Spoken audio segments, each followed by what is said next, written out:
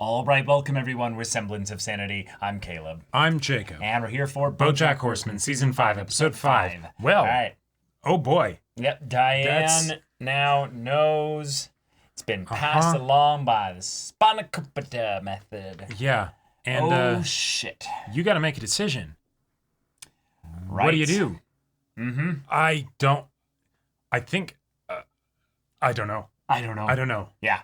The kinds of decisions that you have to make are the kinds that involve multiple vectors of response. Yes. Not just the magnitude, the timing, Sure. the place, where first, like, you know, Yep. who do you process this with, if anybody? Like, Right, there's so many different types of things that I have to look forward to with Diane's character decision here.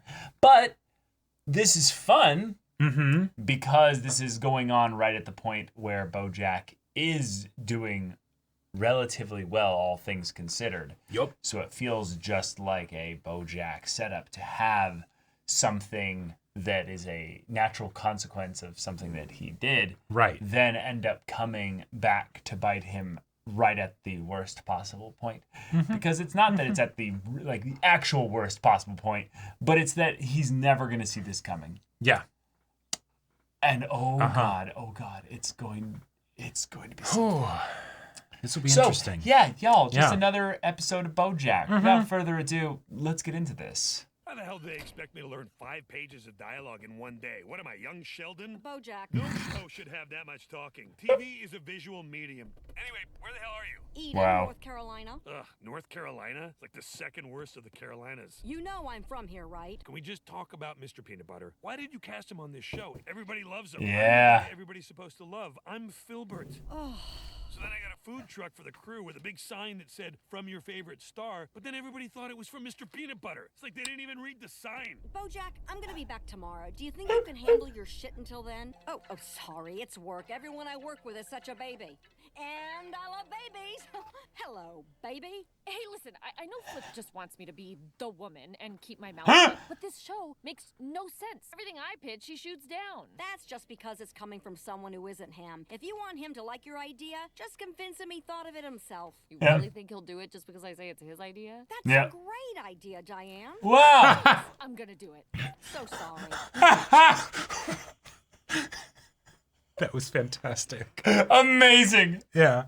So, I know my ex-wife is in the writer's room. I don't Wow. want to make things weird for her or anybody else. So, do I have to do all the dialogue as scripted, or can I have a little fun with it? Normally I wouldn't even ask, but because of the whole ex-wife of it all, I figured I should just double-check that it's definitely okay. Jeez, they are all babies. Yeah.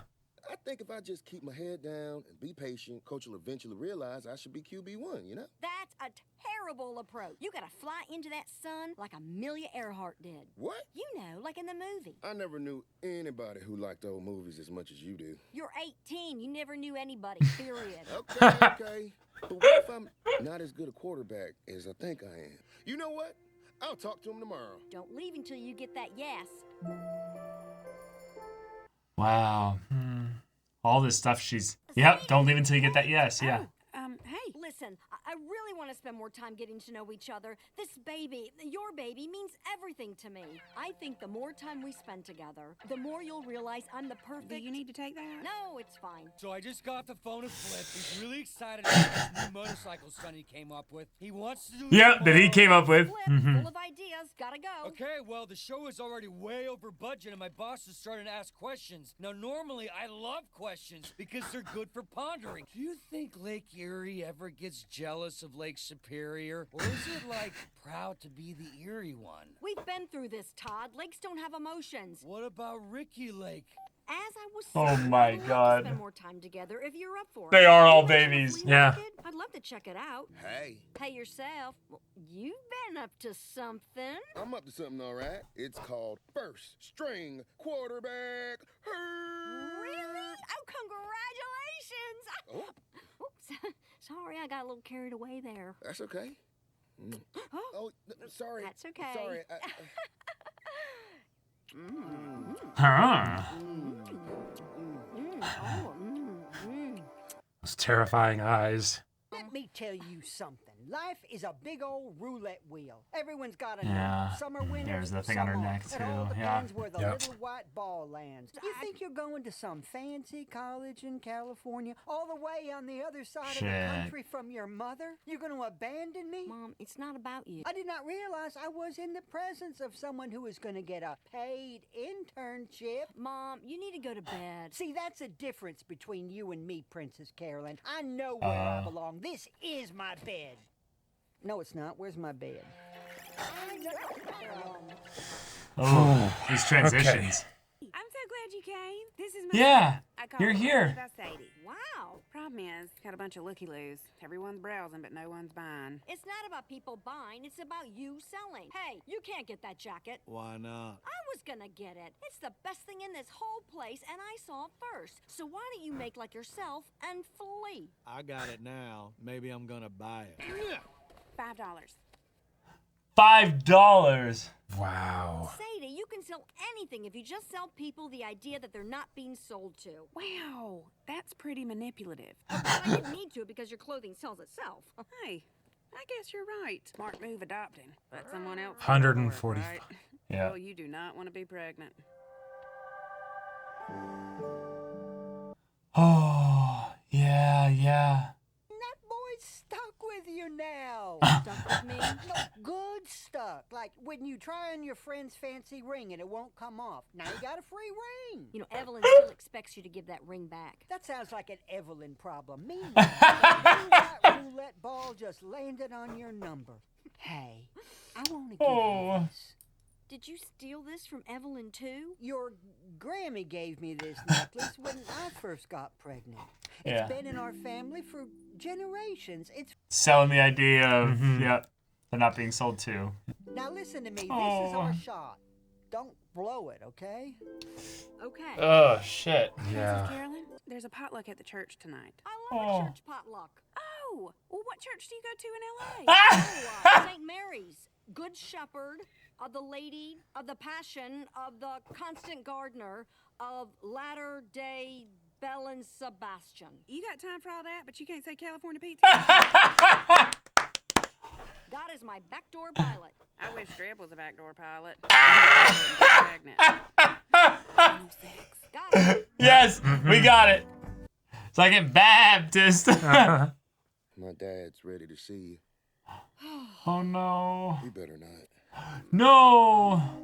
Oh, I gotta tell you, when my idiot son told me he'd knocked up the help, let me try that again. Princess Carolyn, we're going to do the right thing here. You'll have a lovely wedding before you start the show. If it's a girl, we'll name her Dorothy after my mother. Of course, if it's a boy, he'll be the third Cooper Thomas Rogers Wallace, so you'll call him Cooper the Third or Cooper 3. I promise you, you've got a great life ahead of you. No worries, no tough choices, and no money troubles. Thanks to the Wallace & Sons answering machine tape empire. Yes, as long as people need answering machine tapes, you will be taken care of. Sound good? Wait for the beep. The punchline. Beep. Yes, sir. The punchline being that all the times that she has the sounds of a call coming in. Streb, what are you doing here? I mean, I guess I was wrong, maybe. Maybe don't give the baby away, like maybe keep it. I mean, I guess I could marry her, have family and stuff. I don't know. A grand gesture? This is like a fairy tale. Streb, I can't do this again. Sadie!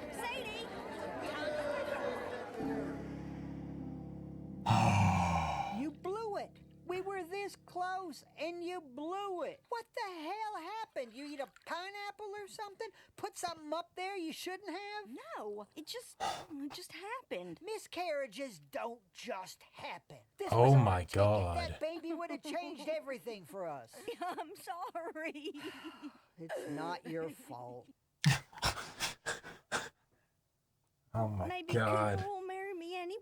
Oh, sweetie, you've been watching too many of those old movies. Coopers don't marry gals like you. He's gonna end up with some fancy heiress like Samantha Floppy Disk. Besides, you don't want that life. You're free now. I wasn't gonna tell you, but this came in the mail. You got accepted, UCLA, yeah. So you've ruined your life. Oh. Wow. That's a cool transition. Yeah. I thought the stunt was Flip's idea. Well, no, I just convinced him it was his idea. That's not what I heard. I heard it was Flip's idea. Right, but that's Right. just It was because... Flip's idea. How are you not getting this? Do you only seem smart because you wear glasses? Ooh. Okay, it was Flip's idea. Great, I'll see you tomorrow. Yeah. Wow. Huh. Let me ask you something. Did you really like the clothes I made? Of course I did. Then why didn't you buy anything for yourself? Sadie... You're bullshitting me. This is just another sale for you. Yeah. No. You think I'm stupid, but I've been watching you bullshit everyone on that phone of yours. Listen, I Yeah. want to give your baby the best life. You think because you left here, you're better than me? You think because you're all fancy show business, you can just take whatever you want? No, you don't understand. Well, I got something you can't have, and no amount of your managing or producing is going to change that. I just want to help you. I want to give your baby a better life. Better than what? Better than a sky full of stars? You want to keep the baby? You want to give the baby to someone else? Fine. Just do what you want to do. Don't live your life for Strib or this baby or anybody else. I know that. Okay, good. Thank you. I mean it. Oh, fuck. Damn. This episode is... BoJack, I am so sorry. This was all my fault. It's your fault. I feel amazing. I don't know what that doctor is, but man, you should leave town more often. Let me tell you, you accidentally drive a motorcycle off a building and suddenly you are everybody's favorite guy. We did it, Princess Carolyn. Back on top. Ah.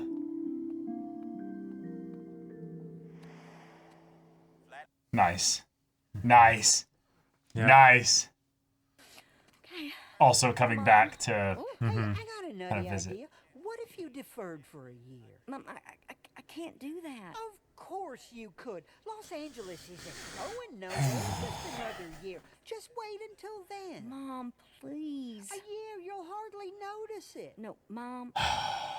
Yeah. And then... Can't you just do this one thing for me? I'm sorry, Mom. And Okay. then she passes away. Yeah. Mm-hmm. Oh, yes! Yes! Oh, that's perfect. All right. Well played. Well played. Like you don't know.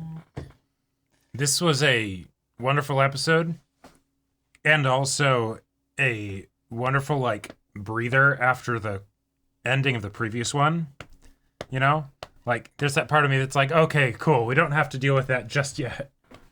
Oh Okay. my God, a Princess Carolyn episode. Yep, Gosh, she's such a fantastic character. absolutely And wonderful now character. we know so much more about her. Mhm. We have her backstory. We Yep. did the same kind of edited cut in style that we've done with some of the best episodes we got in season 4. Mhm. So we now saw not just where she came from, how she came to LA, Yep. what her family's like, what her motivations were that made her to the person she was today, how she was shaped by the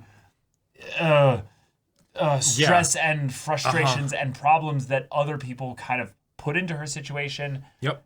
And Oh. and the way in which the very thing that like has become such a such an very Integral, like... well, right, integral aspect of her life is based out of the thing that happened to her with the miscarriage that Right. is still happening. Yes. That of course then is a huge insecurity for her.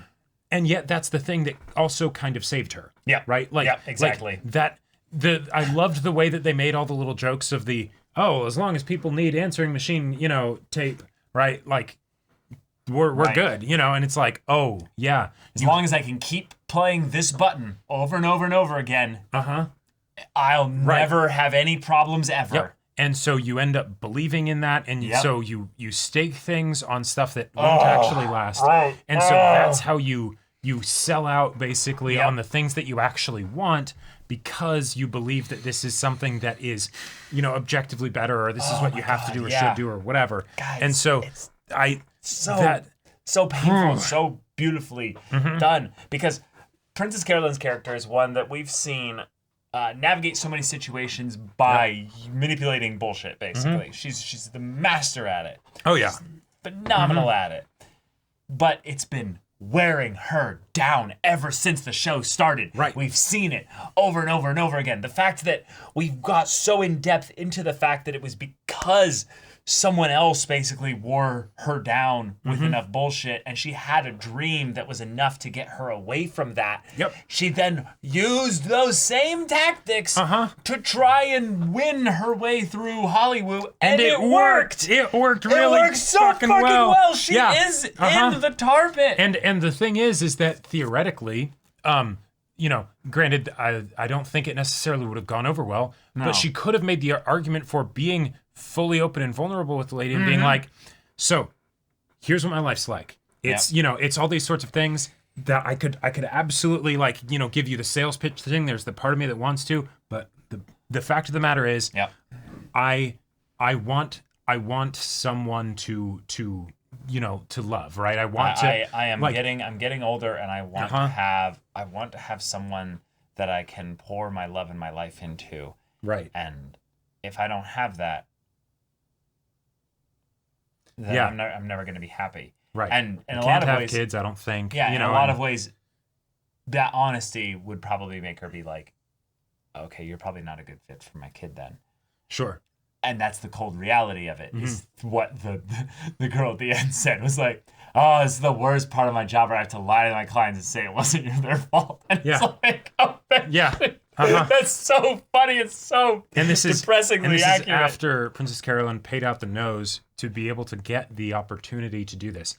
And she sacrificed so many work-related things for this. Yep. And yet, in a lot of ways, what she kind of gave up also was very little with regards to her happiness, though.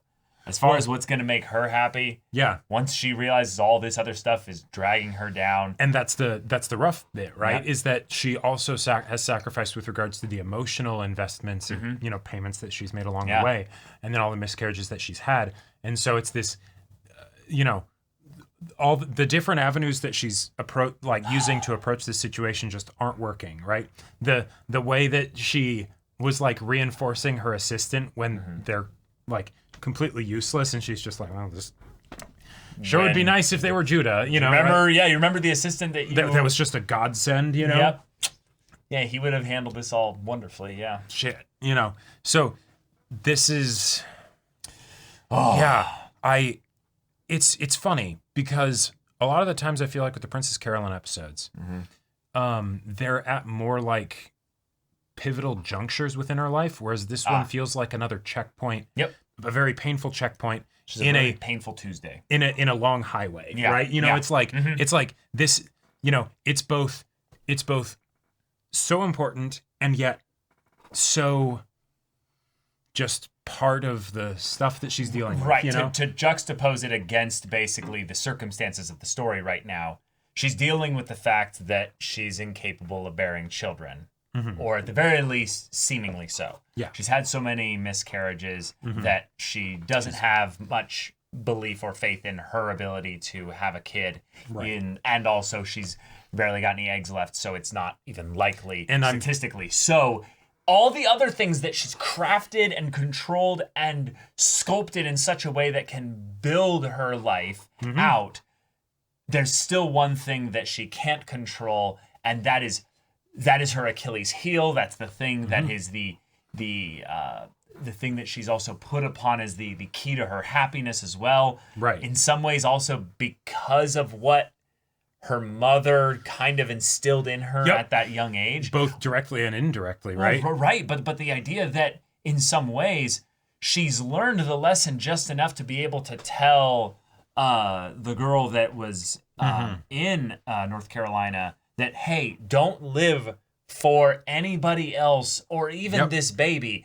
Live for yourself first. She's able to tell it to somebody else, but what she's basically done is saying, if I don't have this, I'm probably never going to be happy. And the reality and the mixture of the lie in that is that, yes, you need others in order to experience the full gamut of the human experience. Sure. No one can live alone. if you believe you can, you're living a lie. You it's, actually are. It's finding the degree to which exactly what your exact balance is. Right, and everyone can survive different magnitudes. And in this situation, there is a need that she has and she believes she knows of a way to, fulfill that need in being a mom. So go for it, yeah. But she's having a lot of struggles with that. And the thing that is in the way of her doing that, this is me going out on a little bit of a limb here, but I feel like part of her obsession with being a manager, agent, etc., all of that stuff is that she had a very good education with regards to all of the things not to do, right? Because she was from that town. She escaped that town. She's trying desperately to not copy that. Right. Like she has such an aversion to that, and that has helped her because then, she didn't listen to her mom when she's like, just do this one thing for me. She's like, nope, I can't do that. Right. I have to do this. Okay. And so now she's in the tar pit, this thing that's worked really well for her of the go. Now the idea of actually putting that aside, because she probably could retire if she wanted to, I'm guessing she's probably made the kind of money where if she wanted to leave LA or no, not in LA. I actually think there's something more to this, that she actually took a lot of the lessons that she learned from being there, but they weren't the lessons that people gave her. They're the ones that she practiced. Yeah. She took her mom's work and did it for her. That's what she's been doing constantly. Sure. Yeah. She's not letting other people help her. She's not doing this for her. She's living for other people. In some ways, she's repeating That's a great point. The same flaws of what she did back then. So in some ways, she learned the lessons in that she's just repeating the same shit, and it's just in her own LA flavor. And because of how she's so wrapped up in it, when she actually starts to go against that and is no, handle your shit yourself, it actually causes some pretty serious problems for her because she's set herself up to be the person that does all of that stuff. Right. So she hasn't properly built relationships of equal investment and or good reciprocal levels of engagement. So like if she's building a like a company, for instance, she ends up being the one doing the most work, basically, by the way that she'd set it up. And generally, you do want to be engaged in your company and have a good handle on where everything is going here, but you're still one person. Right. Whereas, and that's why having like Judah was so important, and now it's the dysfunctional ways, functioning addiction, right? The functioning dysfunction. Yes, exactly. Right, isn't working anymore. Nope. Right? It's starting to fall apart. And it's always going to run apart because you're just going to get older, and eventually you won't be as skilled in these specific areas. Yeah. And it's hard to teach an old horse new tricks, right? So what's she do here? Right. Yeah, her character is like my favorite because of her tragic elements.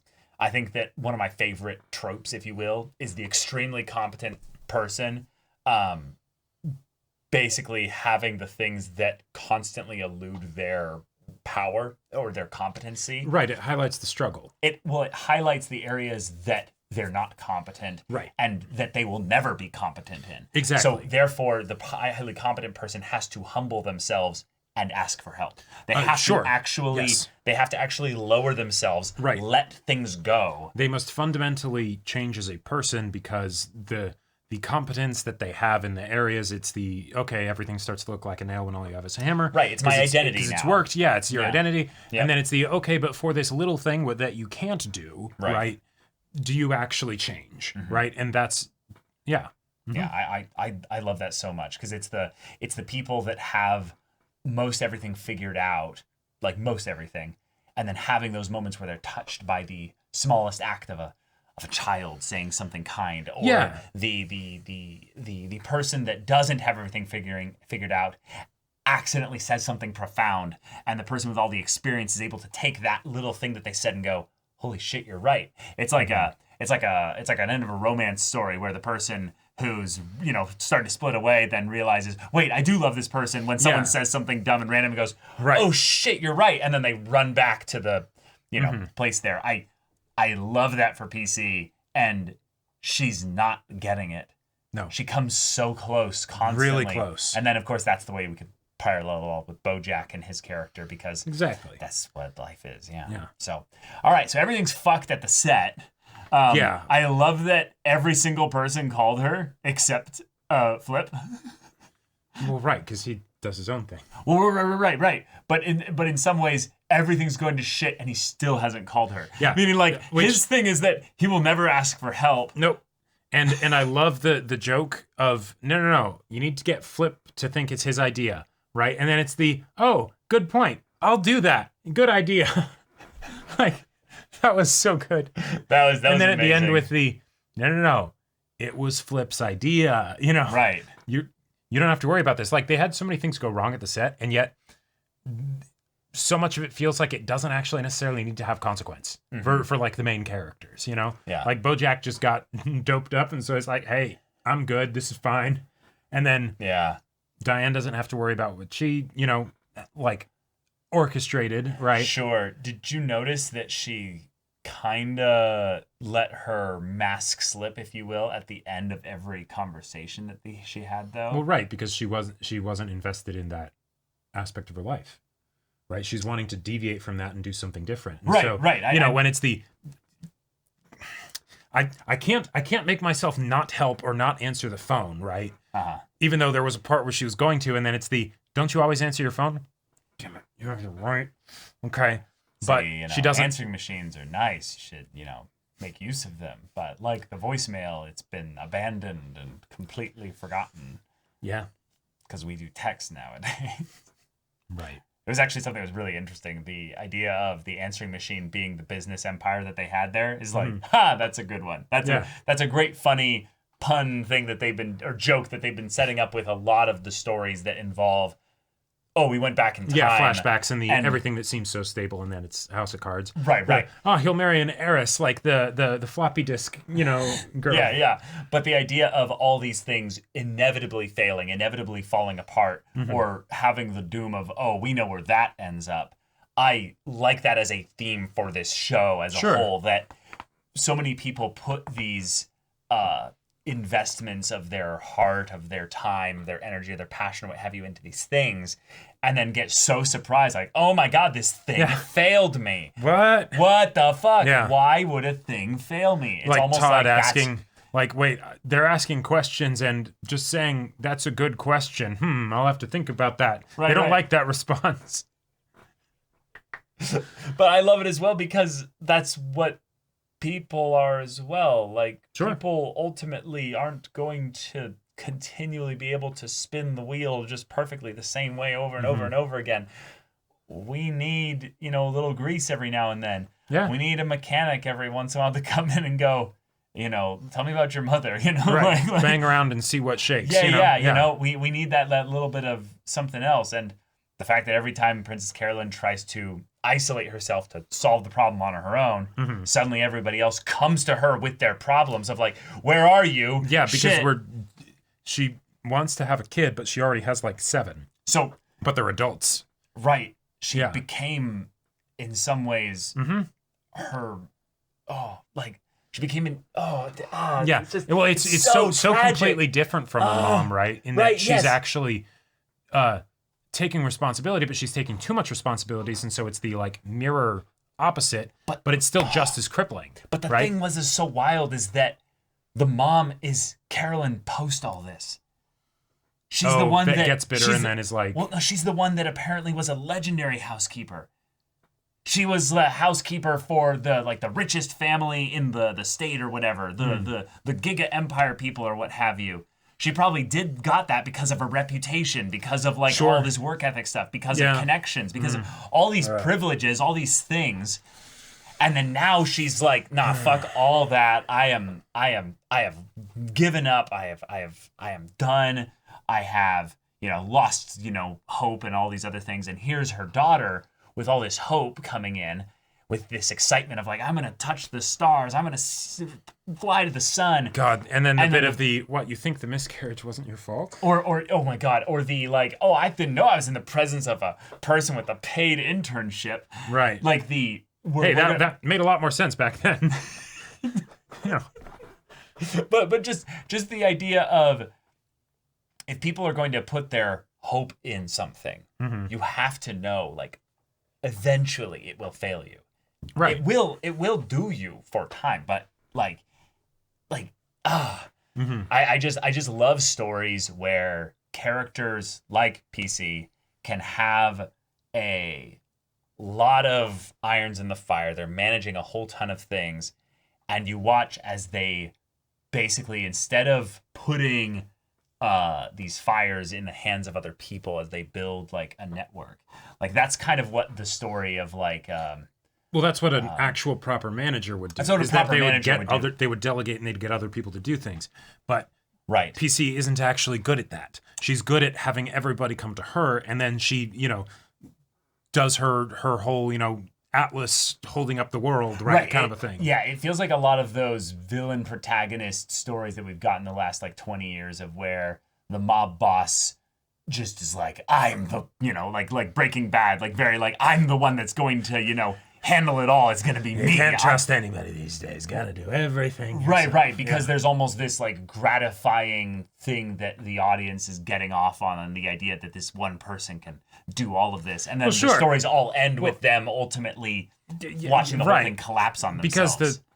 Because that does work for a long time, but there's always going to be a point where it doesn't, right? Like, and so what do you do? Right. I just think it's important that these stories exist because they teach the value of people basically being able to let go of their pride. And especially in a show like BoJack. Especially in a show like BoJack, where BoJack has let go of so much of his problems, not his pride, but yeah, definitely not his ego. That's for sure. We definitely got that. He's showcased in this episode. Yeah, he's adjusted, but it's a whole thing. It's a whole thing. But yeah, great episode. Yeah, you've already had a bunch of kids, Carolyn. But maybe they do need to fly the coop. Maybe you do need to kick them out of the nest. Yeah. Yeah. Maybe you should retire. Probably a good idea. And in your career. And figure out something that will be your healthy replacement or alternative. Because I think she would actually go kind of crazy if she just up and retired right now. But I think so. Well, she'd have to get a replacement pretty quick because otherwise, why would she go crazy? Because she's already she's swimming for like a tar pit.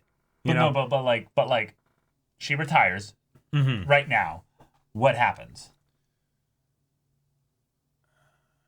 Like really, what happens? See, okay. In a lot of ways, there would be an adjustment period. Maybe she'd be just fine. I don't think we'd know. I think she would drink a little bit like her mom, but I don't think she would immediately fall apart. I think it would be slow, but during that time of slowness, she would actually have the opportunity to adjust. Oh yeah, absolutely.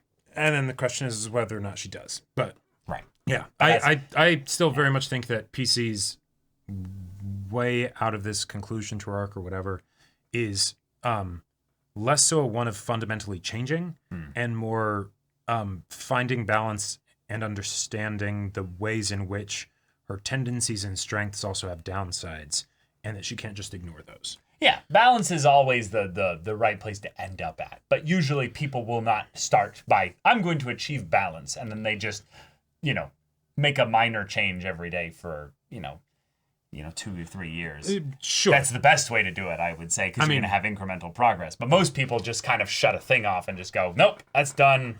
That's over. They make a nice, hard, abrupt, shift in it. Well, I'm just more saying that I don't think PC's problems are as fundamental problems as some of the other characters have. And so it's, Yeah. But we'll see. We'll see. But yeah, y'all, thank you so much for watching this episode's reaction and discussion. If you want to see the next episode's reaction and discussion right now, though, go check out the link in the description below for our Patreon. You can get it on early access there. You can watch full-length timer reactions there, and all this comes with Discord access, so you can chat with us in the community there about this show, about animated shows in general. Also, be sure to check out our Twitch channel, so if anything that interests you, we'll see you there. But until then, we're Semblance of Sanity. I'm Caleb. I'm Jacob. And we'll see you all next time.